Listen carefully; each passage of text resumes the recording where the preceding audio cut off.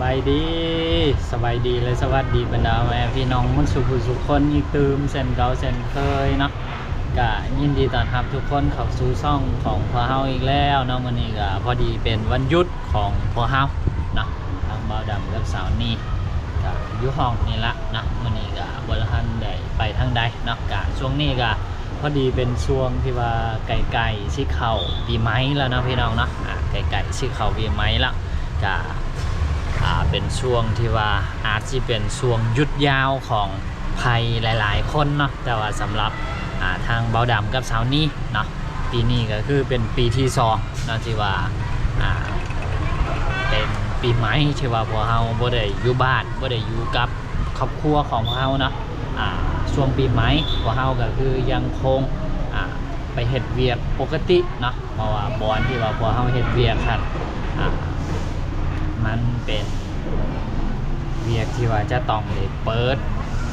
ทุกๆเทศกาลนะบ่ว่าสิเทศกาลใดก็ตามเนาะคือบอนที่พวกเราเฮ็ดเวียกคือจะต้องได้เปิดทำการอยู่ตลอดเนาะปีใหม่นี่ก็เส้นเดียวกันเนาะเป็นวันหยุดของใครหลายๆคนแต่สำหรับพวกเราก็คือยังจะต้องไปเฮ็ดเวียกตามปกติเนาะแต่ว่าเฉพาะช่วงปีใหม่เนาะการที่พวกเราไปเฮ็ดเวียกก็คือพวกเขาก็สิได้รับค่าตอบแทนเนาะเพิ่มจากปกติได้มือละ1แห้งเนาะช่วงปีใหม่เนาะเพิ่นให้2มื้อบ่พวกเขาก็สิได้เป็น2แห้งเนาะจากปกติได้มือละ400ก็เฉพาะมือนั้นมือเดียวพวกเขาก็อาจสิได้อยู่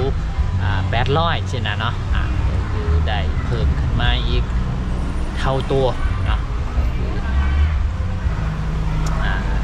ได้2แห้งเนาะบอกง่ายๆที่เขาจะเอามาใส่ทับกันเบาดำกับบ่ฮู้ลึกบ่ฮู้ละเอียดเนาะกับเราสู่บรรดาให้พี่น้องฟังเท่าที่เบาดำพอสิเล่าได้เนาะประมาณนั้นสำหรับส่วนตัวของเบาดำกับสาวนี้เนาะช่วงเทศกาลหยุดยาวนี่ก็คือบ่ได้หยุดบ่ได้ไปทางใดเนาะเป็นปีที่2ของพวกเฮาในช่วงเทศกาลปีใหม่ที่ว่าบ่ได้อยู่กับครอบกับครัวบ่ได้เฮ็ดกิจกรรม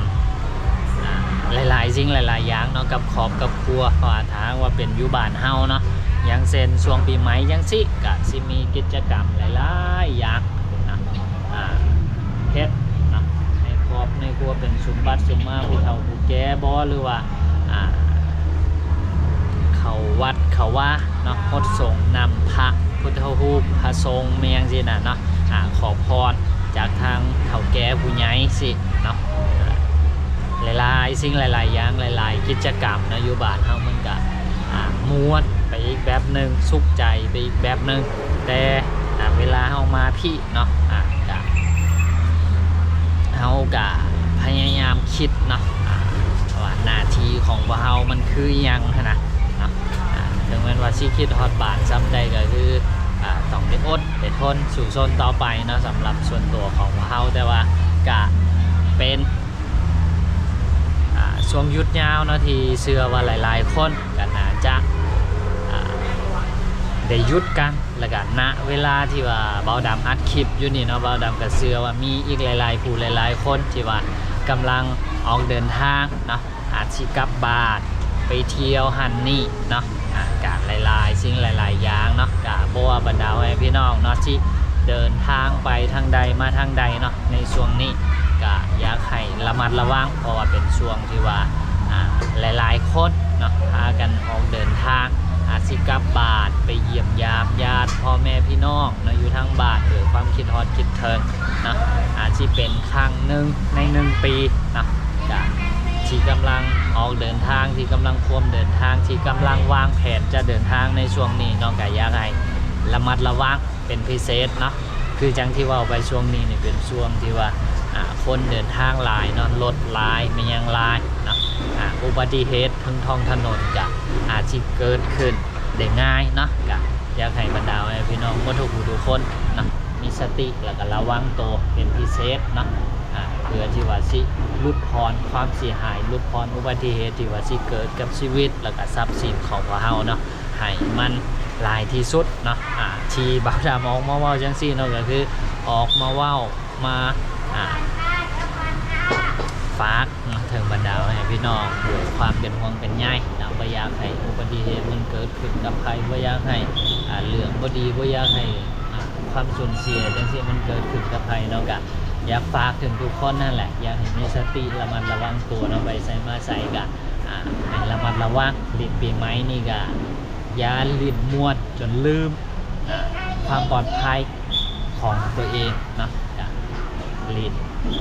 ม่วนแดแล้วก็เซฟตัวเองไปนำแดเนาะที่สำคัญก็คือสติเนาะสิลิ้นม่วนลิ้นมันซ้ำใดเนาะก็อยากให้มีสติเนาะทั้งพี่น้องทางฝั่งไทยเองฝั่งลาวเองแล้วก็ที่อยู่ทั่วทุกมุมโลกเนาะที่ว่ามีเทศกาลคือจังบ้านเฮาจังสิเนาะเทศกาลปีใหม่ที่ว่าเป็นเทศกาลใหญ่ประจำปีของทางพี่น้องฝั่งไทยฝั่งลาวเฮาแล้วก็ทางที่เป็นพี่น้องทางฝั่งเมียนมาหรือว่าทางฝั่งกัมพูชีเนาะคือว่าน่าจะมีเทศกาลที่คล้ายๆกันจังสิเนาะก็ฝากถึงทุกบอนทุกทีเนาะอยากให้ลิ้นด้วยความระมัดระวังเนาะก็คำนึงถึงความปลอดภัยของตัวเองเป็นที่ตั้งเนาะอย่าลิ้นเพลินลิ้นมวนจนลืมความปลอดภัยของตัวเองเนาะก็ประมาณนี้นะนี่ตอนนี้ก็อีกมือ2มือเนาะแถวกิจกรรมต่างๆเพิ่นเฮ็ดที่เพิ่นกำลังสร้างเนาะเพราะว่าสิเป็นโรงเรียนหรือว่าสถานที่ก่อสร้างต่างๆเนาะอยู่บริเวณนี้ก็อาจสิทยอยพากันเริ่มหยุดนะเดี๋ยวบ่าวดำสิพาไปเบิ่งไอที่อยู่ทางหน้าหอบ่าวดำเนาะเพราะว่าทุกมื้อนี่ถ้าว่าบ่เป็นช่วงนี้นี่เพิ่นก็สิพากันหยุดละแต่ว่านี่บ่าวดำก็บ่แน่ใจยังบ่ทันได้ออกมาเบิ่งเถื่อนะนี่เดี๋ยวพามาเบิ่งอันนี้เพิ่นก็ยังบ่ทันได้หยุดนะพี่น้องนะเพิ่นหาได้เฮ็ดไปได้แป๊บเดียวนะประมาณจักเดือนวะเดือน2 เดือน 2-3 เดือนนี่แหละพี่น้องนะก็เป็นหูเป็นหางเนาะได้ขึ้นเมื่อ3ซีซั่นเราไวขนาดเนาะโดยความที่ว่าเทคโนโลยีเครื่องไม้เครื่องมือในการก่อสร้างของเพิ่นเนาะค่อนข้างแบบทันสมัยบ่าวดำเห็นเพิ่นเฮ็ดแล้วก็อุ้ยโถแบบคนละโลกกับอยู่บ้านเฮาที่เคยเฮ็ดเลยนะบ้านเฮานี่เวลาคนปูนเวลาเทปูนมันยังซี่ก็ใช้แรงงานคนเป็นหลักหรือก็บางเทื่อก็มีเครื่องโม่น้อยๆเนาะมาเอาคนหั่นอาศัยคนคือเก่าหั่นแหละในการตักแฮเอาปูนเอาเมียงไซแล้วก็ให้เครื่องผสมให้แล้วก็เทออกมาเนาะที่บ่าวดำเคยเห็นเคยเฮ็ดก็ประมาณนั้นแต่ก็บ่เคยไปเห็นโครงการใหญ่ๆเนาะอยู่ทางบ้านเฮาเพิ่นเฮ็ดนี่เฮ็ดกันจังใดก็อาจสิใส่จังซี่เนาะอันนี้บ่าวดำก็บ่ฮู้แต่ว่าบ่าวดำหาก็เคยมาเห็นอยู่นี่เนาะที่ว่าเขาเจ้าเฮ็ดกันแบบใช้เครื่องมือที่ทันสมัยหั่นน่ะเนาะก็สำหรับหม่องเฮ็ดเวียกเนาะที่ว่าอยู่แถวไกลๆเฮานี่ทางโรงเรียนทางสถานที่ก่อสร้างของมันเนาะเพิ่นก็ยังบ่ทันได้หยุดแต่ก็น่าจะอีกบ่เท่าใดมื้อเนาะเพิ่นก็น่าสิพากันหยุดละตามเบิ่งนี่คิดว่าน่าสิพากันหยุดเนาะเพราะว่าเท่าที่บ่าวดำคิดนะคิดว่าน่าจะมีแต่เวียกประเภทที่ว่าเป็นเวียกบริการเนาะที่ว่าช่วงนี้สิบ่ได้หยุดนะเพราะว่าเวียกบริการนี่เป็นเวียกที่แบบต้องได้อำนวยความสะดวกให้คนให้ลูกค้าตลอดเวลาบ่ว่าสิเป็นช่วงสำคัญหรือว่าเทศกาลใดๆว่ามีคำขวัญหรือว่าเป็นคำประจำอยู่อันนึงคือเขาจะเว้ากันว่าวันหยุดของท่านคือวันเป็นยังวะวันหยุดของท่านคือวันสำคัญของพวกเราใช่ป่ะ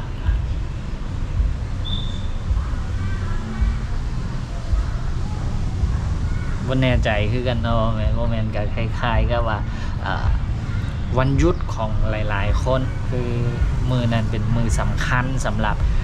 ทุกๆคนที่ว่าเฮ็ดเวียกบริการนะซึ่งจะต้องบริการลูกค้าให้มันดีที่สุดนะก็เลยว่า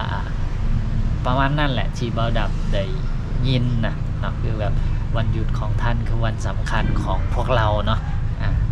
ก็บ่ฮู้ว่าเว้าถึกจังใดเนาะถ้าว่าบรรดาให้พี่น้องที่ว่ามีความรู้ลึกซึ้งทางด้านนี้แล้วก็เบาดำเว้าตัวนี้ผิดพลาดไปจังใดก็สามารถคอมเมนต์แนะนำกันได้เนาะเบาดำก็อันใดจื้อมาคร่าวๆก็มาเล่าตามความบ่ฮู้ตามที่เบาดำเคยได้ยินมาคร่าวๆนั่นแหละเนาะก็บ่ได้ซีเรียสว่าข้อมูลที่เฮาเว้าไปมันจะต้องถูกเป๊ะๆๆ 100% บ่ว่าเฮาก็เป็นเพียงคนธรรมดาเนาะบ่ได้แม่นนักวิชาการหรือว่าบ่ได้แม่นผู้ให้ความรู้มีหยังที่ว่าสิอันนั้นนะเฮาก็เว้าเท่าที่เฮารู้เท่าที่เฮาคิดออกเนาะก็อาจสิมีหลายๆสิ่งหลายๆอย่างที่มันผิดมันพลาดเนาะท่านถ้าว่าสิเอาข้อมูลที่มันถูกต้องกับของเฮานี่มันก็อาจสิเป็นไปบ่ได้เนาะก็ประมาณนั้นก็ประมาณนี้เนาะสำหรับ EP นี้ก็บ่มีมีหยังหลายเนาะเพียงแต่อยากมาฝากมาเตือนเนาะถึงบรรดาให้พี่น้องเนาะหมดทุกคนที่ว่าได้หยุดยาวเนาะในช่วงนี้เพราะว่าสิไปลินไซเนาะกำลังเดินทางกลับบ้านหรือว่าไปเฮ็ดกิจกรรมไม่ยังก็ตามแต่เนาะก็อยากให้ระมัดระวังเป็นพิเศษเนาะช่วงนี้เป็นช่วงที่ว่าเทศกาลใหญ่เนาะผู้คนก็กำลังพากันแห่หลั่งไหลเดินทางกลับบ้านไปลินไปเที่ยวหลายๆหม่องหลายๆบ่อนหลายๆที่เนาะก็อาจสิเฮ็ดให้มีความเสี่ยงเนาะสำหรับอุบัติเหตุทางท้องถนนก็อยากให้บรรดาให้พี่น้องทุกคนเนาะระมัดระวังก็เดินทางด้วยความปลอดภัยเนาะหมดทุกคนสำหรับ EP นี้ก็นะถือโอกาสนี้อวยพรปีใหม่ให้กับบรรดาพี่น้องหมดทุกคนเนาะกะปีใหม่ฟ้าใหม่ที่จะมาฮอดนี่ก็ขอให้บรรดาให้พี่น้องเนาะ FC หมดทุกคนเนาะจงมีแต่ความสุขบ่ว่าสิคิดสิ่งใดปรารถนาสิ่งใดก็ขอให้ได้สมดังความคิดความปรารถนาทุกประการเนาะนอนหลับก็ขอให้ได้เงินหมื่นนอนตื่นก็ขอให้ได้เงินแสนแบนมือก็ขอให้ได้เงินล้านเนาะขอให้ร่ำรวยทั้งสุขภาพแล้วก็ร่ำรวยทั้งเงินทองเนาะสำหรับ EP นี้เบาดำกันขอตัวลาไปแล้วไว้พบกันไหมใน EP ต่อไปสบายดีบ๊ายบาย